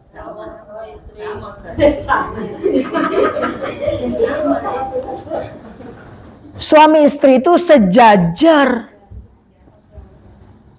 Kalau ada seorang laki-laki tidak memiliki istri, maka keimanannya masih labil, grafiknya belum teridentifikasi keimanannya. Tapi ketika sudah beristri dan perempuan itu sudah bersuami, maka status keimanannya sudah nyata 50%. 50%-nya di mana? Saling mengisi. Saling mengambil. Laki-laki mengambil dari perempuan, perempuan mengambil dari laki. Itu. Ilmunya ada kan? Menerima secara terpaksa dengan segenap pertimbangan, mengacu dan mempertimbangkan dari sikap, perilaku, dan sepak terjang sang suami. Begitu pula suami. Ibu kira suami-suami seperti saya ini nggak berat apa? Suami-suami itu bilang kalau bisa ditukar dan dibarter jenis kelaminnya, kepingin jadi perempuan, enak, iya kan? Loh, kok masa? Masa bapak-bapak mau bertukar? Ibu-ibu berpikir, enak ini jadi suami, main perintah begini, ya kan? Hah? Terpaksa juga jawabnya ini. Kalau yang laki-laki, enak ini kalau jadi istri bilang jadi perempuan. Dikit-dikit minta dikasih, ini anu dikasih, enaknya dia bilang. Kalau istri itu kan minta ronda. Kenapa? Kalau istri itu kan minta sama suami. Ya salah sendiri, Bu. Mau minta sama siapa kalau enggak sama suami, Bu? Ibu kira tugas suami ini enggak berat? Beratnya minta ampun, Bu. Beratnya minta ampun. Bukan cuman kalau orang bilang beratnya itu karena bimbingan spiritual, bukan cuman itu. Laki-laki itu, suami itu dituntut lebih wajib memahami, 1. Lebih memaafkan, 2. Ayo bayangkan. Hah? Bukan, artinya ini ada sudah direkod. Laki-laki, suami itu dituntut dua hal. Lebih memahami, lebih memaafkan. Kenapa? Karena di dalam perjalanan rumah tangga, itu yang berpotensi sering minus, sering kurang, itu adalah seorang istri. Sehingga apa? Suami harus memahami. Suami harus lebih memiliki jiwa pemaaf yang lebih besar. Terutama, saya garis bawahi, terutama di saat seorang istri hamil atau mengandung. Paham ya? Itu seorang suami harus bisa menjaga dan hukumnya wajib. Bapak-bapak tuh suruh training, suruh baca tugas seorang suami. Jangan seorang bapak dulu, seorang suami dulu. Makanya di dalam konseling, bimbingan pernikahan, itu ada. Apa sih maksud daripada di dunia luar sana dipingit? Apa itu dipingit itu ya? Ya dipingit itu. 40 hari. Itu adalah patirakatnya Rasulullah di dalam goa ketika mengeluarkan satu produk unggulan yang tidak akan terjadi dan muncul untuk kali kedua di alam semesta ini, sehingga keluarlah Sayyidah Fatimah Zahra. 40 days, 40 hari. Maksudnya bukan disimpan, digembok, dikunci, tidak boleh keluar rumah, baru keluar pagar. Nah, ingat 2 minggu lagi nikah, bukan itu. Dan 40 hari itu tidak hanya berlaku pada perempuan, pingit ya, tetapi berlaku kepada kedua belah pihak. Apa yang dimaksud dipingit itu? Dijaga ucapannya selama 40 hari. Dijaga apa yang masuk di dalam tubuhnya. Baik makanan maupun minuman. Yang kelak akan menjadi darah dan daging. Tujuan maksudnya adalah apa? Untuk mempersiapkan bibit yang ideal dan istimewa. Karena apa? 40 hari itu terjadi apa? Disulbi seorang ayah itu bibit yang luar biasa. Ini ajaran dalam ajaran Islam. Bukan disimpan, digembok, dikurung. Dalam rumah tidak boleh kemana-mana. Tapi pikirannya kemana-mana. HP yang dipegang kemana-mana. Apa yang ditangkap oleh mata, apa yang ditangkap oleh telinga. Itu menjadi apa? Tidak menutup kemungkinan menjadi karakter yang kelak. Yang kelak akan tertanam di dalam bibit. Terutama di saat hamil. Itu laki-laki dituntut. Kalau bisa sebelum bersalah istrinya itu sudah memaafkan. Pokoknya dek, kalau kamu salah aku maafkan sudah. Bahasanya seperti itu. Bahasa kasarnya. Tetapi kadang suami juga lebih jeli. Dibahasakan begitu. Ustaz ini aja berulang kali dia bilang. Kenapa? Kenapa? Ketika seorang ibu itu hatinya dan perasaannya terguncang, maka mustahil anaknya punya ketenangan jiwa. Nanti anak yang lahir itu juga apa ya? Juga akan penuh dengan kewaswasan dan kegelisahan.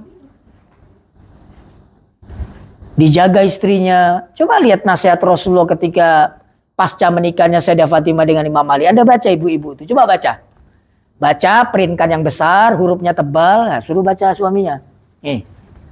Baca coba. Apa yang disuruh Rasul itu? Ketika nasihat Rasulullah di dalam pernikahan Sayyidah Fatimah Zahra dan Amirul Mukminin, itu baca cukup. Apa bilang Rasulullah? Hadirkan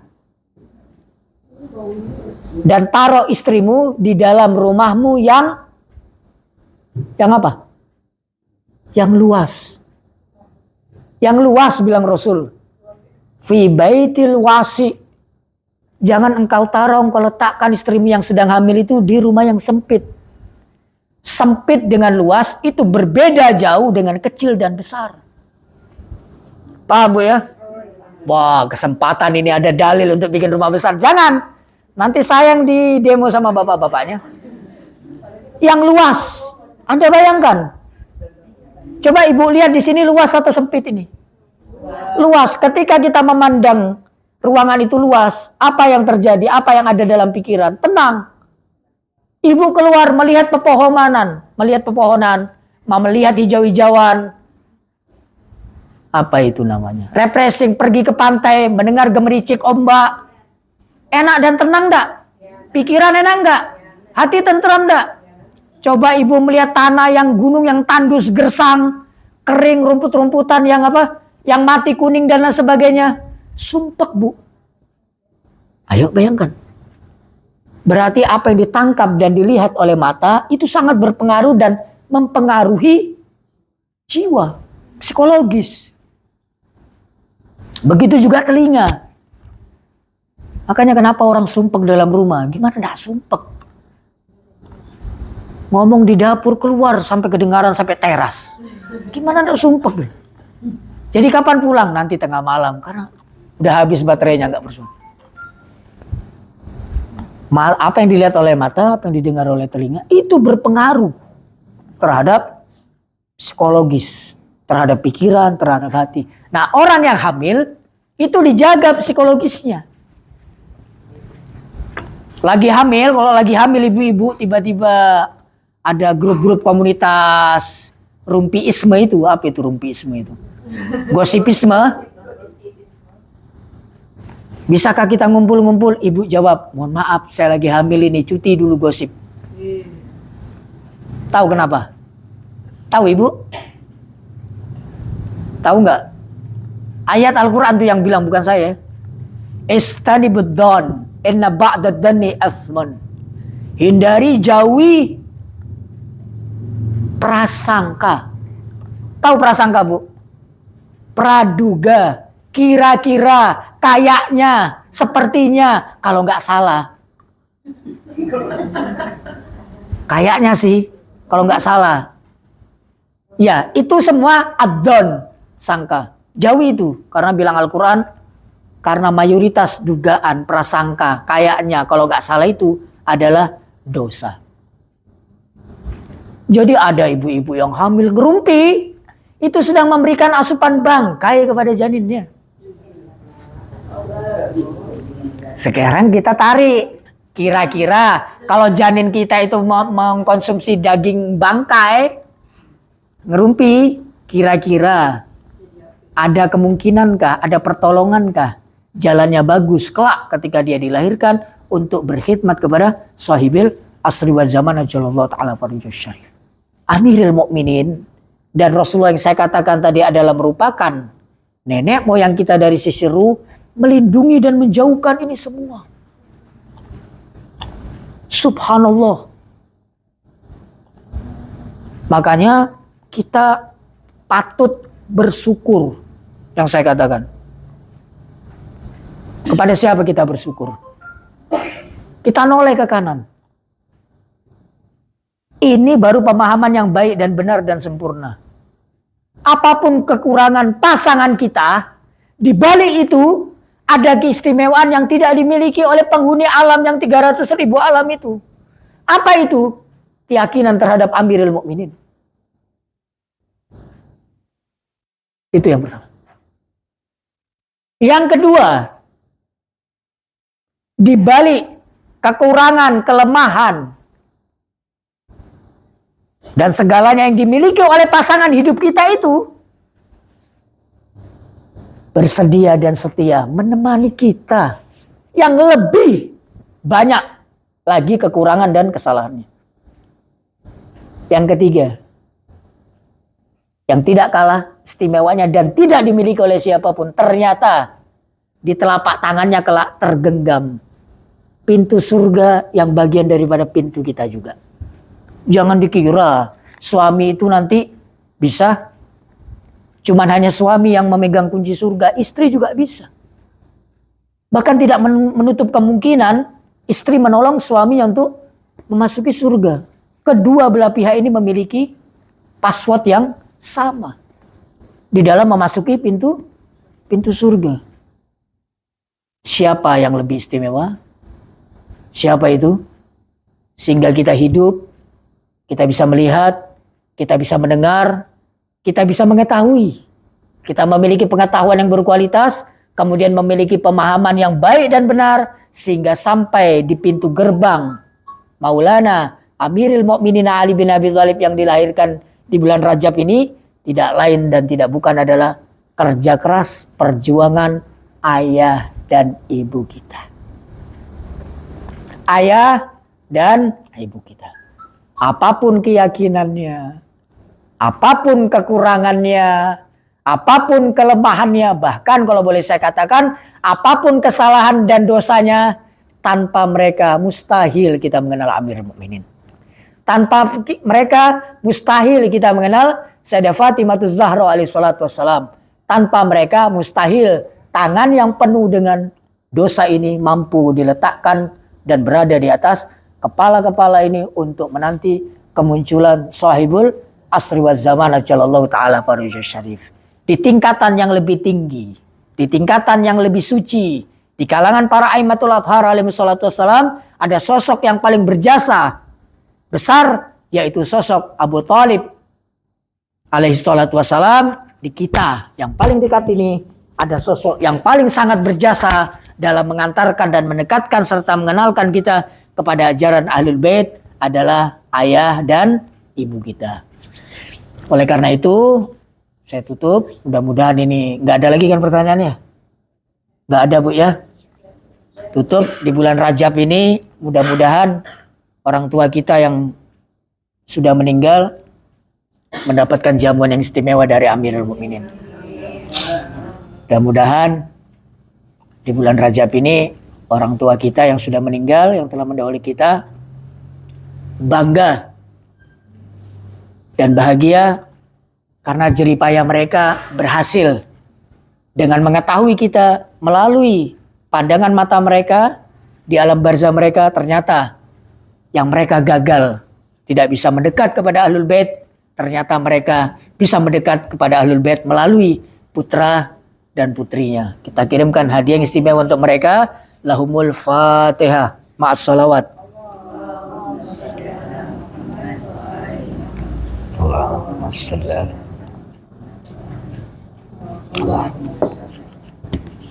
A'udzu billahi minasyaitonir rajim. Bismillahirrahmanirrahim. Alhamdulillahirabbil alamin. Arrahmanir rahim. Maliki Iyyaka na'budu wa iyyaka nasta'in. Ihdinas siratal mustaqim. Siratal ladzina an'amta 'alaihim ghairil maghdubi 'alaihim waladdallin. Kita doa dulu ya. Bismillahirrahmanirrahim. Allahumma shalli ala Muhammadin wa ali Muhammad.